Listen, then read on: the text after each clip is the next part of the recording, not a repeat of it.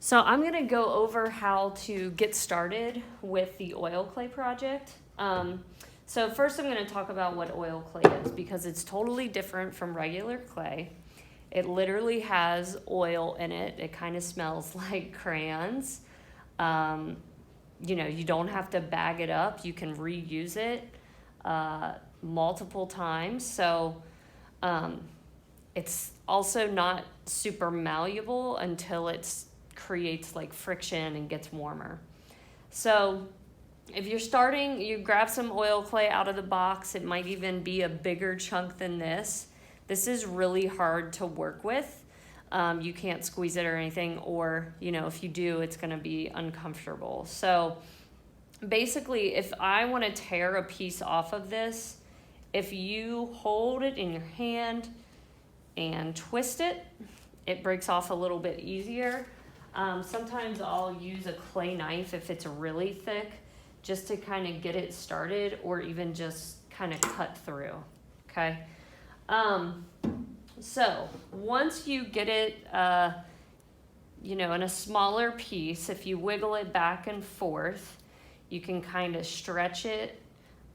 What that does is it thins it out into like a slab form, which is, something like this. And that's kind of what you're going for in terms of like building your overall like head shape, okay? So basically you're just gonna make pieces, slab pieces. You can wiggle it, you can squeeze it in your hand, you can press on it. Some students have asked me, can I use the slab roller or rolling pin? Definitely don't do that. It will get completely stuck to really anything it touches. And also, one thing is you can use a hair dryer very carefully. You don't want to heat it up too much or it will just get super nasty. Okay, so what you're going to be doing is basically making a long slab that's kind of like this. And once you kind of get it to the right length or size, you're going to start turning it to shape it into the outside of the face. This one is a little bit further, so I'm going to kind of show you how to get the slab started. I showed you how to stretch the clay.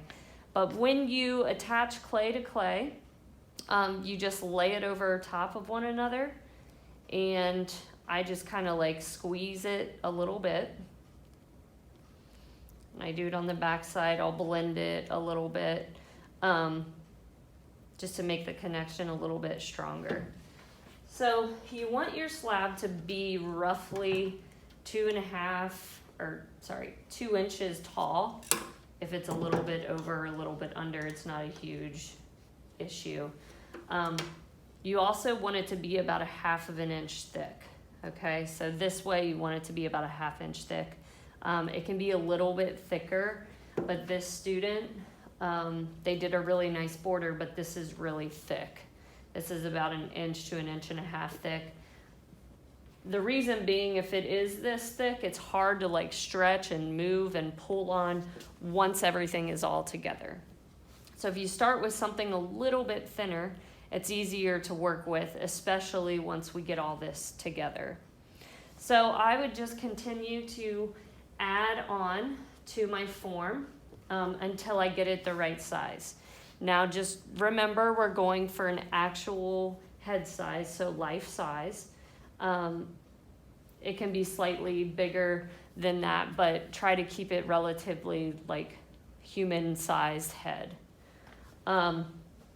Once you have wrapped that all the way around, the next step is going to be creating the dome. So the front of the face, that'll just kind of give us a nice platform to work on top of. So again, you're going to be making slabs, and when you lay it on top, you're going to lay it over top of this one. You're also going to lay it over top of the sides and kind of compress those. If it's not overlapped, it won't be strong enough.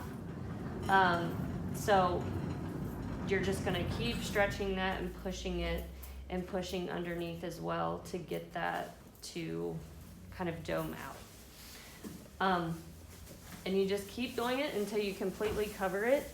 And that's kind of the first step you want to do to get started. If you guys have any questions, let me know.